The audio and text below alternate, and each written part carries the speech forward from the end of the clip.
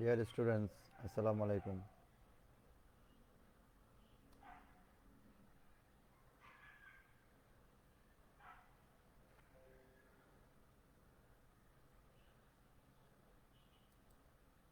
আশা করি আল্লাহর রহমতে তোমরা সবাই ভালো আছো। আমরা পেরিয়াডিক কার্ডিওলজি কয়েকটা ইম্পর্টেন্ট টপিক নিয়ে ইতিমধ্যে আলোচনা করেছি। আজকে তারই ধারাবাহিকতায় আরেকটা ইম্পর্টেন্ট টপিক নিয়ে আলোচনা করব। সেটা হলো ট্যাটোলজি অফ ফ্যালট।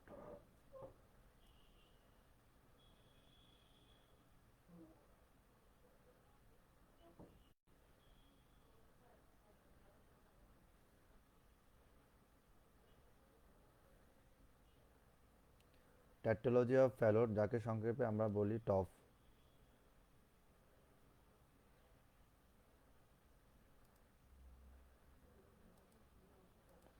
যাকে আমরা সংক্ষেপে বলি টফ।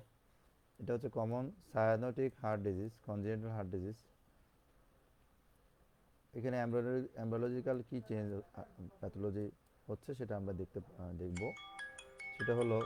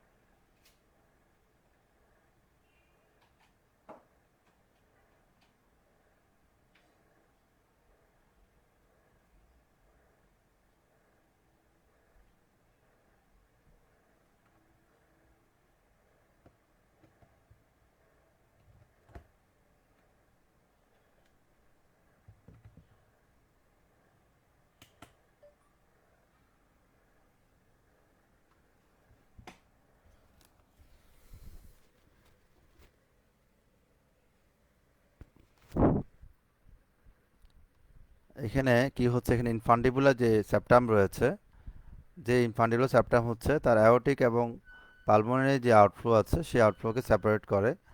সেই ইনফান্ডিবুলার সেপ্টাম যখন ডেভিয়েশন হবে, ডেভিয়েশনটা কোন দিকে হবে? অ্যান্টিরিয়রলি হবে, সামনের দিকে ডেভিয়েশন হবে। তখনই কিছু প্যাথোলজি হয়, যেমন তার কোনাস এবং ট্রাঙ্কাস যে আর্টেরিওসাস রয়েছে,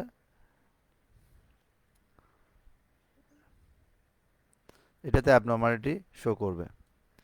এবং এই ঘটনাগুলো ঘটে 3 to 4 উইকস অফ জেস্টেশনে হয়। এর ফলে কি হবে? তার over reading of aorta, hypoplasia of the pulmonary trunk. Ultimately যেটা হচ্ছে সেটা হলো পালমোনারি স্টেনোসিস, ইনফান্ডিবুলার স্টেনোসিস। তাহলে ইনফান্ডিবুলার সেপ্টামটা মনে রাখার জন্য আমাদেরকে ইনফান্ডিবুলাম মনে রাখতে হবে। ইনফান্ডিবুলার স্টেনোসিস হবে এবং obstruction of the right ventricular outflow, that is pulmonary stenosis. এবং সাথে থাকছে হলো VSD, overriding of the aorta এবং right ventricular hypertrophy. Overriding of the aorta এবং রাইট ভেন্ট্রিকুলার হাইপারট্রফি হচ্ছে সেকেন্ডারি চেঞ্জেস।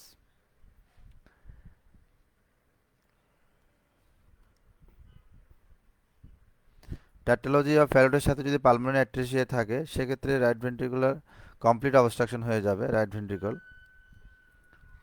এবং তখন আমাদের ইমিডিয়েটলি ট্রিটমেন্ট দেওয়া প্রয়োজন হবে। এটা যে এক্সট্রিম ফর্ম। এবং যদি পালমোনারি পিডিএ থাকে, এটাও লাইফ সেভিং। যদি ট্রিটমেন্ট দেওয়া না হয়, ইমিডিয়েটলি বার্থ পেশেন্ট মে ডাই। এখন আমরা দেখব হিমোডিনামিক্সটা কি। পালমোনারি স্টেনোসিস যখন হয়, অর্থাৎ পালমোনারি আউটফ্লো যখন স্টেনোসড হয়ে যাবে, তখন কি হবে? এই স্টেনোসিসের উপর নির্ভর করে তার সাইনোসিসটা। যত বেশি স্টেনোসিস হবে, ডিগ্রি অবস্ট্রাকশন যত বেশি হবে, তত বেশি সাইনোসিস হবে, এবং এই যে প্রেজেন্টেশনটাও তত তাড়াতাড়ি হবে, এবং রাইট ভেন্ট্রিকুলার হাইপারট্রফি তত তাড়াতাড়ি হবে। এটা যদি হার্ট হয়, এটা যদি পালমোনারি ট্রাঙ্ক হয়, এবং এটা যদি পালমোনারি ভালভ হয়, এই এদিক দিয়ে ব্লাড যাবে, পালমোনারি সার্কুলেশন অর্থাৎ লাংসে যাবে,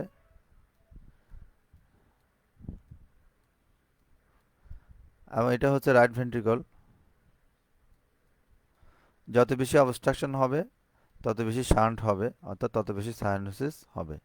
অর্থাৎ রাইট ভেন্ট্রিকল থেকে ব্লাডটা লেফট ভেন্ট্রিকলে যাবে।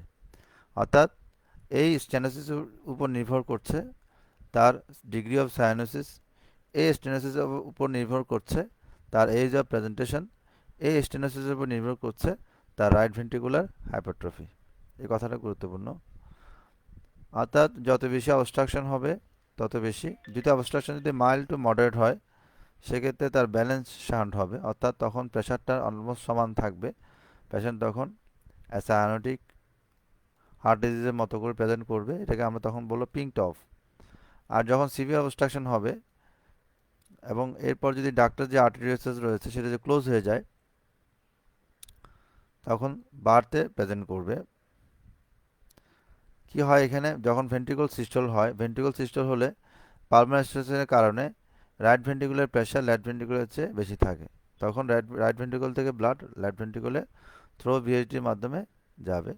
এবং লেফট ভেন্ট্রিকুলে যদি আমরা দেখি, এখানে অলরেডি অক্সিজেনেটেড ব্লাড রয়েছে, এবং সেই ডিঅক্সিজেনেটেড ব্লাড যখন যখন রাইট ভেন্ট্রিকল থেকে লেফট ভেন্ট্রিকুলে যাবে, তখন এই দুই ধরনের ব্লাড, ডিঅক্সিজেনেটেড ব্লাড এবং অক্সিজেনেটেড ব্লাড, এই জায়গায় অ্যাকুমুলেট হবে। তাহলে আমরা দেখতে পাচ্ছি, এবং বডি সায়ানোসড হবে, যেহেতু ডিঅক্সিজেনেটেড ব্লাড এখানে চলে এসছে। এবং আমরা যদি দেখি যে এই পালমোনারি যে সার্কুলেশন, যেহেতু পালমোনারি স্টেনোসিস রয়েছে, তাহলে লাংসে লেস ব্লাড যাবে, এবং লাং ফিল হবে অলিগেমিক লাং ফিল। অলিগেমিক লাং ফিল যখন তার লাংসকে বাইপাস করে, এই কারণে লাংসে ব্লাড সার্কুলেশন কম থাকে, অর্থাৎ তার ভাস্কুলার যে মার্কিংগুলো সেগুলো কম থাকবে, তখন সেটাকে আমরা বলবো অলিগেমিক লাং ফিল। এবং এর ফলে কি হচ্ছে, তার সায়ানোসিস হচ্ছে এবং ক্রনিক হাইপোক্সিমিয়া হচ্ছে। যখন ক্রনিক হাইপোক্সিমিয়া, আমরা জানি hypoxia increase secretion of erythropoietin from the kidney, so that this erythropoietin stimulate erythropoiesis, and there is polycythemia, and also there is growth failure. এই হচ্ছে মোটামুটি প্যাথোজেনেসিস। এখন আমরা যদি ক্লিনিক্যাল ফিচারে আসি, তাহলে আমরা দেখব যে মাইল্ড অবস্ট্রাকশন যদি হয়, মাইল্ড সায়ানোসিস হবে, অর্থাৎ আমরা বলছি এটাকে acyanotic congenital heart disease, that is pink TOF, কারণ তখন ব্যালেন্স থাকে। অর্থাৎ পালমোনারি আর ফ্লোতে যে ব্লাড প্রবেশ করলো, সেটা যদি পালমোনারি সে সেটা যদি এত কম থাকে বা মাইল্ড টু মডারেট থাকে, যার ফলে আমরা অলরেডি জানি যে লেফট ভেন্ট্রিকুলার প্রেশারটা রাইট ভেন্ট্রিকুলার চেয়ে বেশি থাকে, এটা স্বাভাবিকভাবেই থাকে। বাট যখন পালমোনারি স্টেনোসিস হবে, তখন স্বাভাবিকভাবে এই প্রেশারটা বাড়বে, এবং এই প্রেশার যখন খুব বেশি যদি না বাড়ে, তাহলে সেক্ষেত্রে এখানে শান্ট হবে না, বা শান্ট হলেও লেফট থেকে রাইটে হবে, অর্থাৎ তখন আর ডিঅক্সিজেনেটেড ব্লাডটা রাইট ভেন্ট্রিকুলে যাওয়ার সুযোগ পাচ্ছে না। এটাকে আমরা বলছি পিঙ্ক টফ। যখন অবস্ট্রাকশনটা ম্যাক্সিমাম হবে, তখন সায়ানোসিস বাড়বে, এবং সায়ানোসিস যখন বাড়বে, তখন এটা হচ্ছে তার ডিগ্রি অফ অবস্ট্রাকশনের উপর নির্ভর করছে। অর্থাৎ অবস্ট্রাকশন বেশি হলে তার প্রেশার বাড়বে, রাইট ভেন্ট্রিকুলতে প্রেশার বাড়বে, আর দেন রাইট ভেন্ট্রিকুল থেকে লেফট ভেন্ট্রিকুলে ব্লাড সার্কুলেট করে লেফট ভেন্ট্রিকুলে আসবে। এখন যদি আমরা দেখি হাইপোক্সিক স্প্যাল বলতে আমরা কি বুঝি, খুব ইম্পর্টেন্ট। এটা অনেকগুলো নাম রয়েছে, হাইপোক্সিক স্প্যাল, ব্লু স্প্যাল, টেট স্প্যাল, ভিন্ন ভিন্ন নামে উল্লেখ করা যায়। তো পরীক্ষায় যদি ট্যাট স্পেল দেয় তাহলেই আমরা হাইপোক্সিয়া স্পেল বুঝে নিব, তখন একইভাবে আমাদেরকে আনসার করতে হবে। কী কী রিস্ক ফ্যাক্টর রয়েছে, কী কী প্রিসিপিটেটিং ফ্যাক্টর রয়েছে সেটা যদি আমরা দেখি, প্রথমে আমাকে এটাই আগে বুঝতে হবে, what are the precipitating factor or risk factor. Number 1 হচ্ছে exertion, number 2 sleeplessness, number 3 irritation, and number 4 হচ্ছে এক্সেসিভ ক্রাই। এই চারটা হলো মেজর রিস্ক ফ্যাক্টর। অর্থাৎ এই রিস্ক ফ্যাক্টরগুলো যদি থাকে তখন patient hypoxia spell, TET spell অথবা ব্লু স্পেল নিয়ে আমাদের কাছে প্রেজেন্ট করবে। এটা আরেকটা নাম রয়েছে প্যারক্সিসমাল হাইপারসায়ানোটিক অ্যাটাক। প্যারক্সিসমাল হাইপারসায়ানোটিক অ্যাটাক এই নামেও আমরা উল্লেখ করতে পারি। পরীক্ষায় শর্ট নোট আকারে অনেক সময় থাকে যে হোয়াট ইজ হাইপোক্সিয়া স্পেল, বা short note on blue spell, short note on tet spell, অথবা ক্লিনিক্যাল ফিচার্সগুলো দিয়ে দিল, তখন বললো যে what is your diagnosis and how do you manage this case, এভাবে দিতে পারে।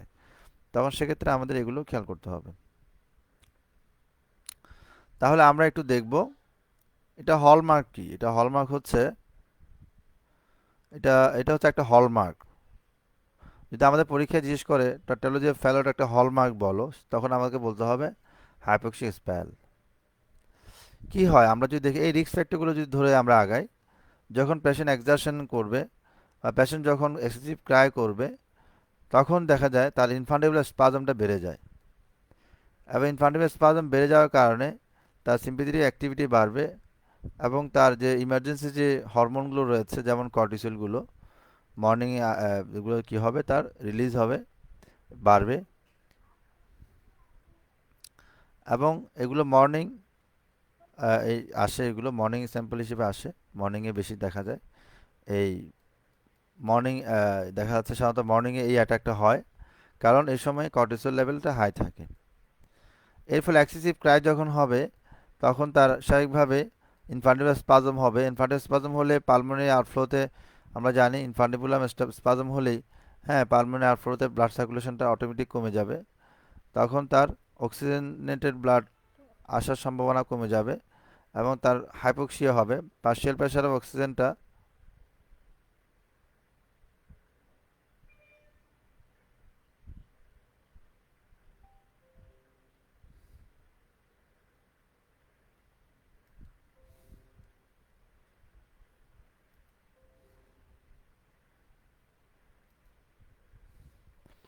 তাহলে এক্সেসিভ ক্রাইং যখন হচ্ছে তার পার্শিয়াল প্রেশার অক্সিজেনটা কমে যাচ্ছে, অর্থাৎ হাইপোক্সিয়া হচ্ছে, পিএস কমে যাচ্ছে,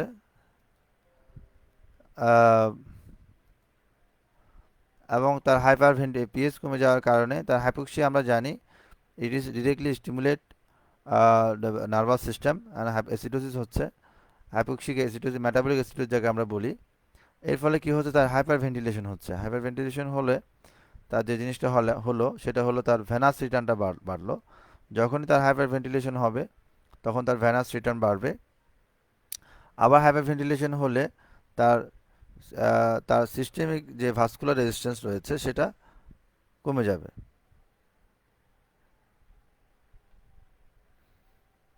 হ্যাঁ, আবার যখন এক্সেসিভ ক্রাইং হয় তখন তার অক্সিজেন ডিমান্ডটাও বেড়ে যায়।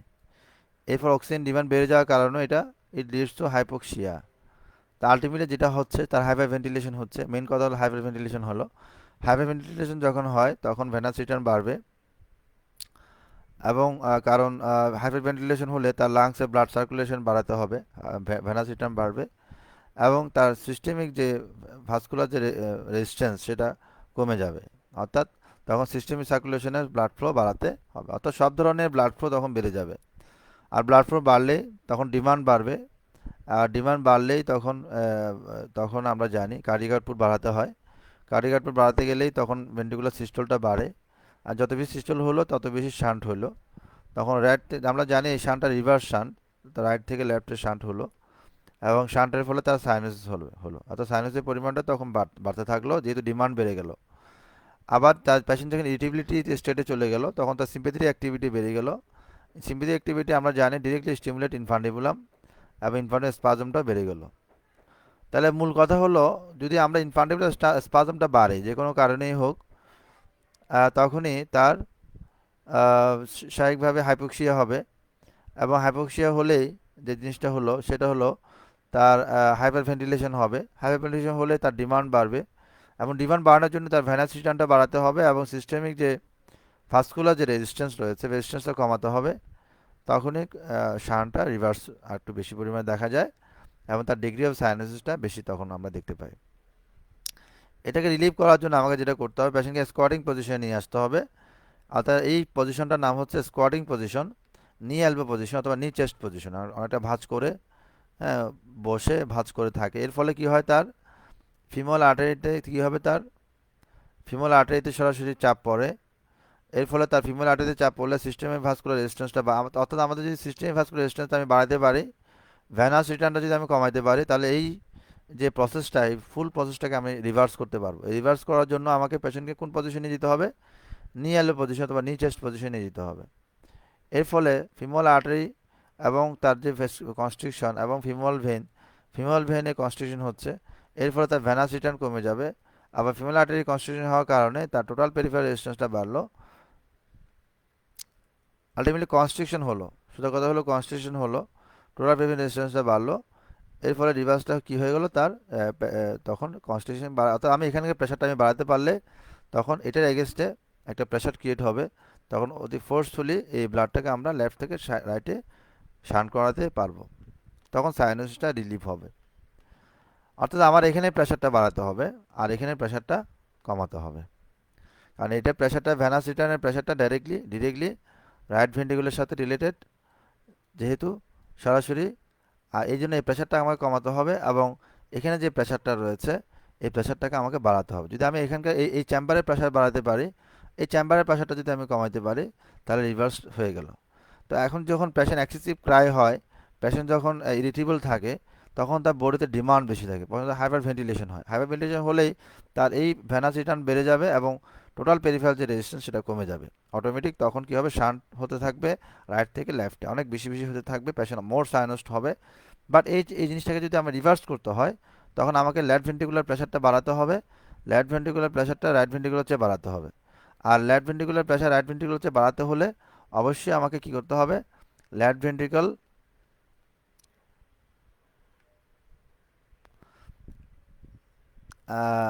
লেফট ভেন্ট্রিকুলার প্রেশারটা বাড়াতে হলে আমাকে যেটা করতে হবে সেটা হলো আমাকে যে টোটাল পেরিফেরাল রেজিস্ট্যান্সটা বাড়ায় দিতে হবে। এখানকে প্রেশারটা বাড়াতে হবে এবং এখানকার প্রেশারটা কমাতে হবে। আর এখানে প্রেশার বাড়াতে হলে আমাকে কী করতে হবে, পেশেন্টকে নি চেস্ট পজিশনে যেতে হবে। সরাসরি ফিমোরাল আর্টারি, আমরা জানি অ্যাবডোমিনাল আউটার ব্রাঞ্চ, ফিমেল আর্টারিতে যদি আমি প্রেশার বাড়াই তাহলে আলটিমেটলি টোটাল পেরিফেরাল রেজিস্ট্যান্সটা বাড়লো। আবার ফিমেল ভেনে যদি প্রেশার বাড়ানো হয়, তখন তার কি হলো, তার ভেনাস রিটার্নটা কমে গেল। তাহলে এইভাবেই আমরা এটা রিলিফ হতে পারে। ডিসনি অন এক্সারশন হবে ফেলিওর টু থ্রাইভ, হাইপোক্সিয়া এবং গ্রোথ ফেলিওর হবে।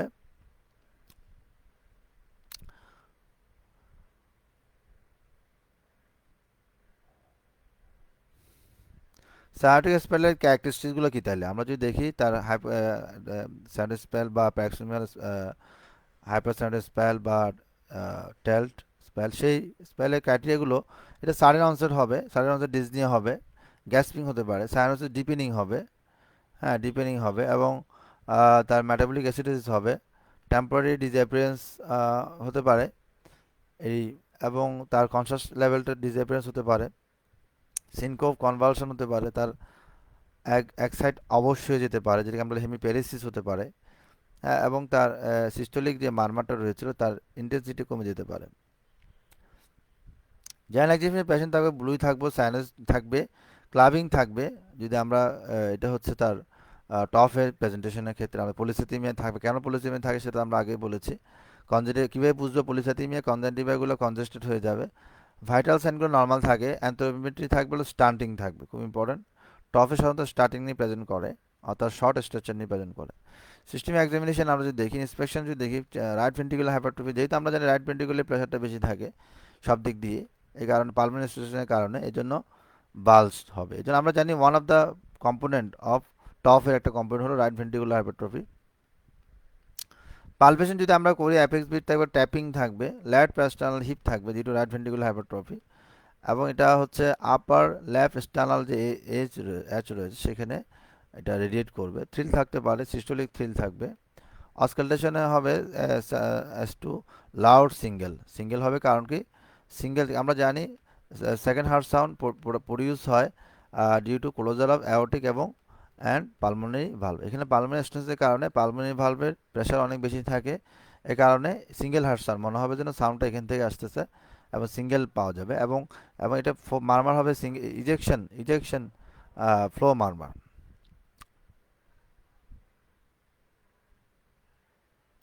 কমপ্লিকেশন কি হতে পারে, খুবই ইম্পর্টেন্ট, হাইপারসাইনোটিক স্প্যাল হবে, তারপর হচ্ছে সিভিয়ার পলিসাইথেমিয়া হবে, সেরিব্রাল অ্যাবসেস খুব ইম্পর্টেন্ট, এটা আমরা কেন হয় সেটা আমরা দেখিয়েছি। সিভিয়ার পলিসাইথেমিয়া হবে, সেরিব্রাল অ্যাবসেস হবে, এবং সেরিব্রাল থ্রোম্বোএম্বোলিজম হবে, স্ট্রোক হবে, স্টিআরও এখানে আটটা পড়ে নেই, স্ট্রোক হবে, খুব ইম্পর্টেন্ট, কারণ আমরা জানি polycythaemia is a risk factor for thromboembolic manifestation, এটা আমরা জেনেছি। তো থ্রোম্বোএম্বোলিক ম্যানিফেস্টেশনের জন্য এই polycythaemia is important risk factor.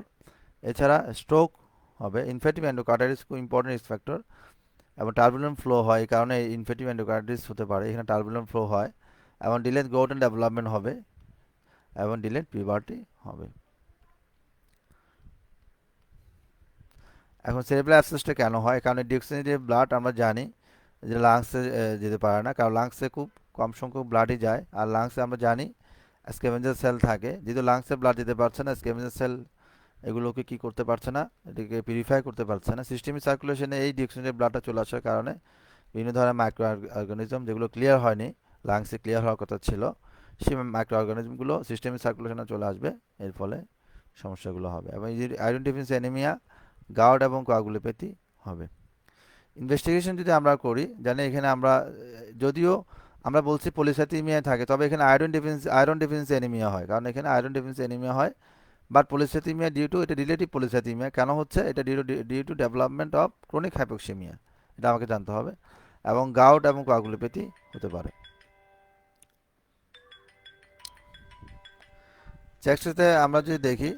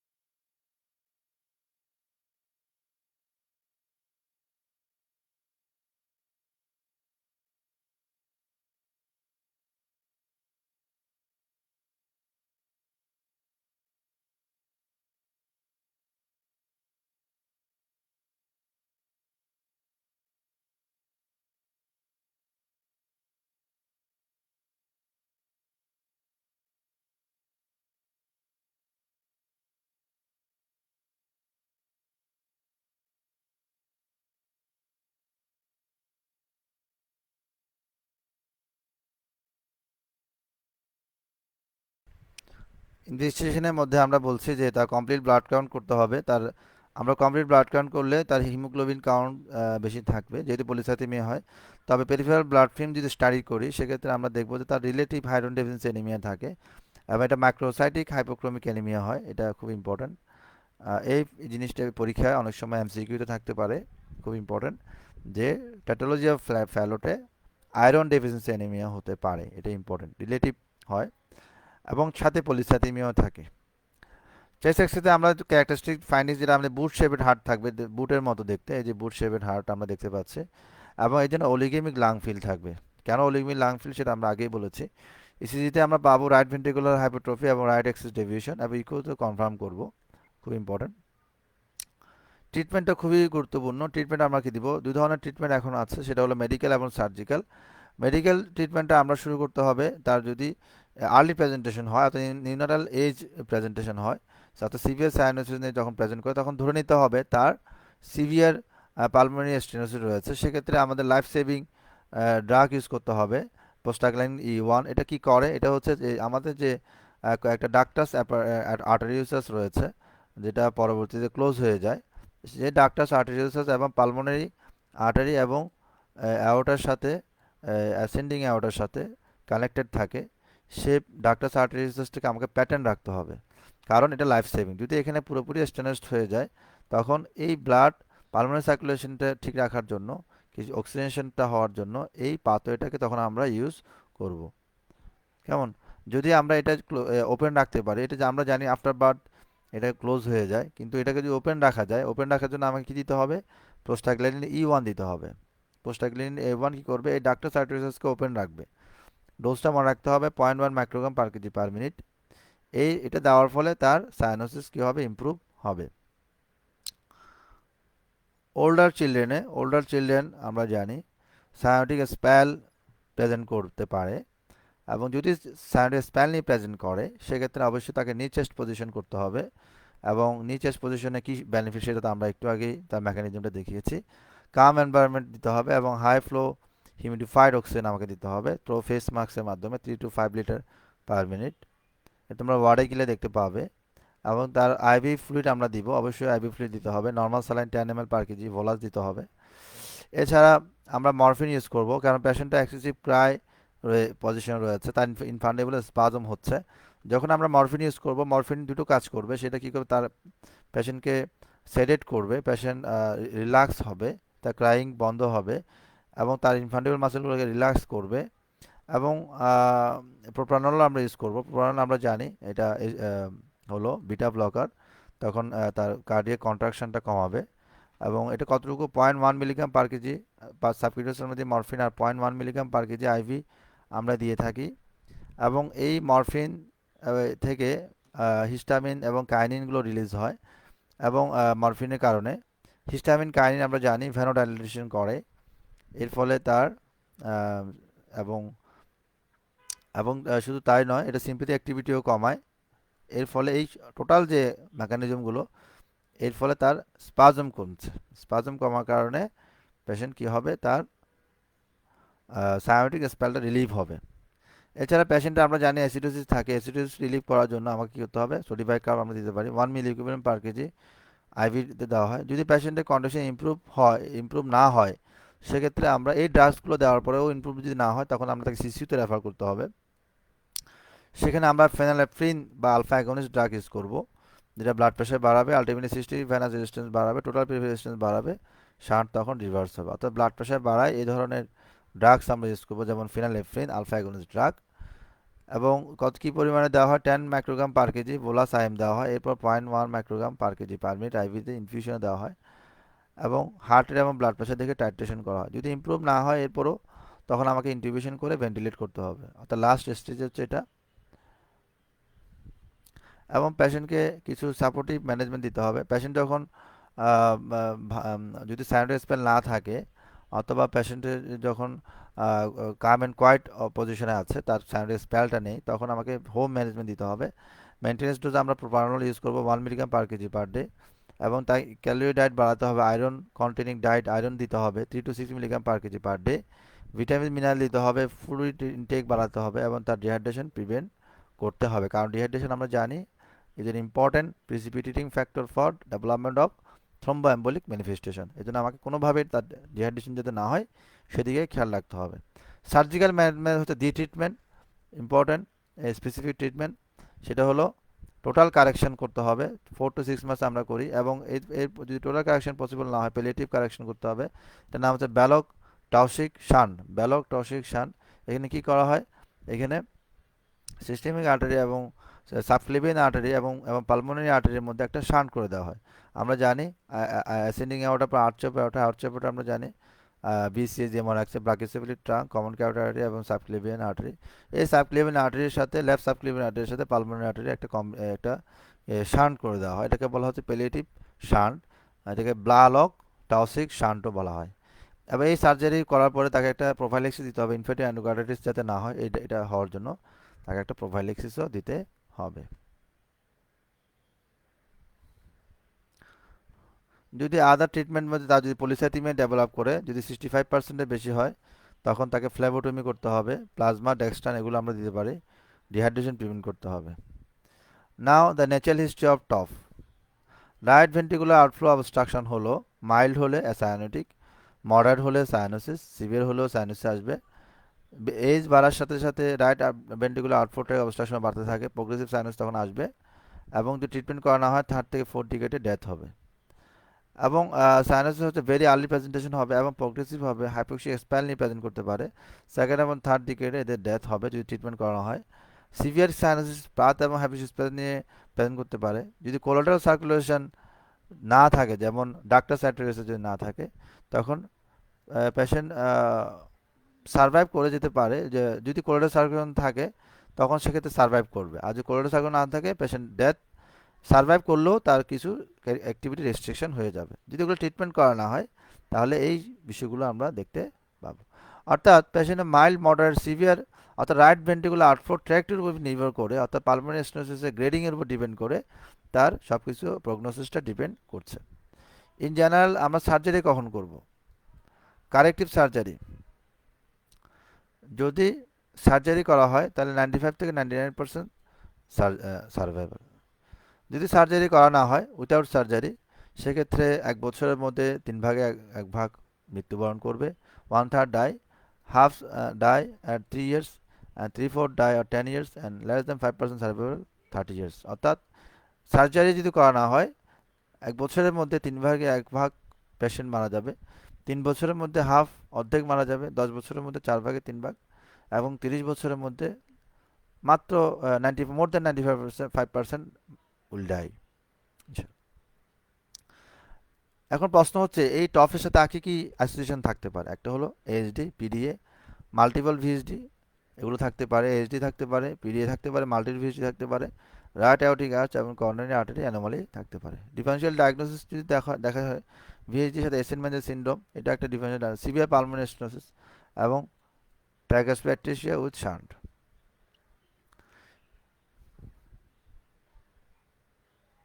তার এই শান্টের উপর নির্ভর করছে তার মারমার থাকবে কি থাকবে না। যদি কোনো শান্ট না হয় কোনো মারমার ইউজুয়ালি থাকে না। সিঙ্গেল সেকেন্ড হর্সন আমরা এখানে পাই, টফে পাই, এছাড়া টিজিতে পাওয়া হয়, টিজিতে আমরা পাই, ট্যাকিওপ্যাট্রিসিতে আমরা পাই, এবং pulmonary severe pulmonary stenosis, pulmonary অ্যাট্রিসিয়াতেও আমরা পাই। পলিস্যাথিমিয়া কেন হয়? কারণ হাইপোক্সিমিয়া হওয়ার কারণে ইরিথ্রোপয়েটিন সিক্রেশন বাড়ে।